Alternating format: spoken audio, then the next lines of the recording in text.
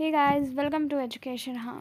So today we are going to continue the chapter from your class 12th chemistry, and the topic today we are going to do is physical properties of P block. So let's begin with the topic of today. आज हम लोग क्या start करने वाले हैं? We are going to start up with physical properties of P block elements. Okay? हम लोग P block elements की physical properties डिस्कस करने वाले हैं. And one thing I would like to mention you guys, just with the video prepare your notes.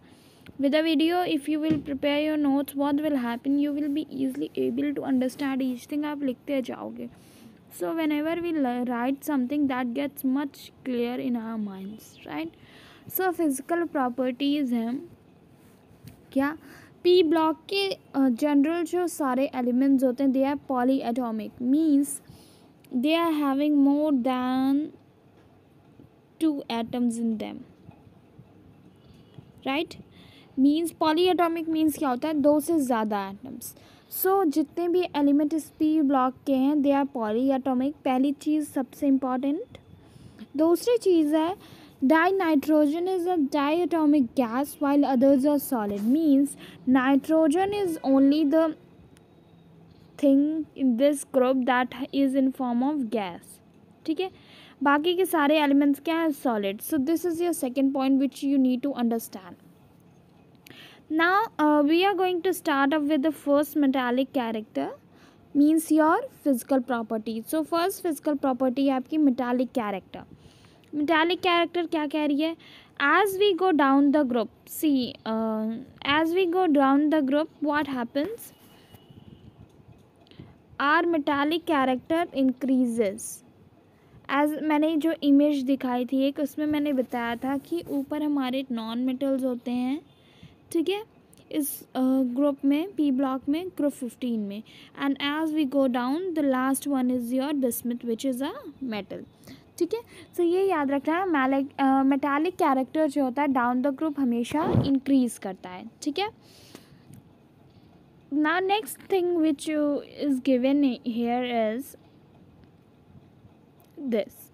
Here you can see that nitrogen and phosphorus are non-metals. Third point ये है.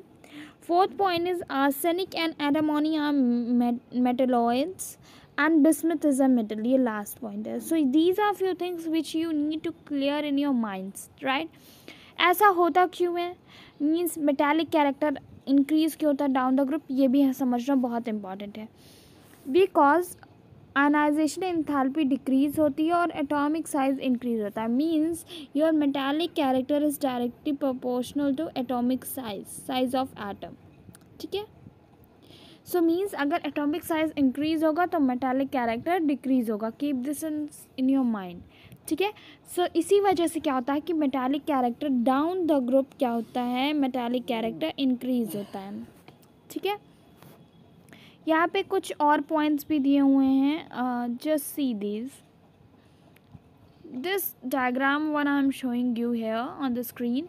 इससे आपको क्या है सारे एलिमेंट्स की, इसमें जो इम्पॉर्टेंट एलिमेंट्स हैं उनके आपके इलेक्ट्रॉनिक कॉन्फ़िगरेशन, एटॉमिक मास, सारी चीज़ें दी हुई हैं.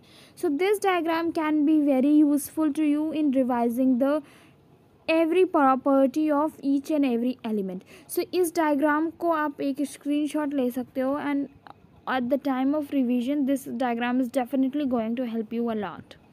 ठीक है. Just take a screenshot in 2 minutes. Now see up this next property atomicity. Atomicity की प्रॉपर्टी क्या कह रही है? All elements in this group of polyatomic. As I told you they have more than 2 atoms. So this is the next important thing. Dinitrogen is a diatomic gas why other members are of definite atomicity. Means nitrogen की जो atomicity होती है means number of atoms वो 2 होता है. Rest of the elements की उनके according changes होते हैं उनकी एटॉमिसिटी में मीन्स नंबर ऑफ एटम में. ओके. यहाँ पे मेटालिक कैरेक्टर मैंने बता ही दिया था. डाउन द ग्रुप क्या होगा? इंक्रीज करेगा due to the decrease in atomic size and decrease in ionisation therapy. ठीक है. Next thing which is given over here is your metallic point, means melting point, right? Sorry, melting point दिया हुआ है यहाँ पर. melting point में क्या कह रहा है? On moving down the group, the melting point first from nitrogen to arsenic decreases, and from Sb to Bi means bismuth increases. यहाँ पे मीन्स क्या हुआ है? यहाँ पे जो चीज़ आपको इम्पॉर्टेंट बताई गई है वो ये है कि as we go down the group, पहले नाइट्रोजन से आर्सेनिक तक क्या होगा? डिक्रीज़ होगा, and after that this will increase. Means आपका नाइट्रोजन टू आर्सेनिक हमारा मेल्टिंग पॉइंट डिक्रीज होता है, and after arsenic to bismuth it increases gradually. A gradual change in melting point is seen. Same wise ये here your metallic melting point के बाद आपका boiling point दिया हुआ है. Here it is saying boiling point in general increases from top to bottom. Here it is bottom due to increase in their atomic size. तो means आप कह सकते हो कि boiling point down the group क्या होता है? top to bottom means down the group आपका ये इंक्रीज होता है क्या? Boiling point. And the reason is कि यहाँ पे एटॉमिक साइज में चेंज होती है. ठीक है. Last thing which is given in your syllabus right now is about allotropy. What is given? Allotropy is one of the important features. Elements tend to share allotropy except nitrogen. ठीक है. अब ये आगे मैंने यहाँ पे छोटा सा इंट्रोडक्शन दे दिया है कि ये चीज़ भी आपको अपने चैप्टर में पढ़नी है when we will discuss about the nitrogen. So हम इस पर्टिकुलर चीज़ के बारे में डिस्कशन करने वाले हैं. So just don't make a lot of focus to it. मैंने जितना भी आपको इम्पॉर्टेंट बताया है just pay attention to it. एक बार हम लोग जल्दी से देख लेते हैं. हमने बॉइलिंग पॉइंट देखा था. बॉइलिंग पॉइंट में क्या देखा था? Top to bottom. इसको हमेशा याद रखना. टॉप टू बॉटम आपका बॉइलिंग पॉइंट क्या होगा? If we go from group में टॉप टू बॉटम अगर इस डायरेक्शन में आप जा रहे हो, so what will you see? Boiling point is increasing. ठीक है. बॉइलिंग पॉइंट इंक्रीज़ हो रहा है. सो ये एक छोटा सा शॉर्ट नोट टाइप का चीज़ है. इसको आप चाहो तो लिख सकते हो. ठीक है. यहाँ पर आपका नेक्स्ट था प्रॉपर्टी मेल्टिंग पॉइंट. तो इसका एक ग्रेजुअल चेंज शो किया गया था आपको. ग्रेजुअल चेंज शो किया गया था कि नाइट्रोजन से आर्सेनिक तक ये डिक्रीज होगा, and after arsenic to bismuth a gradual increase in boiling point is melting point is seen. इसका रीज़न क्यों था?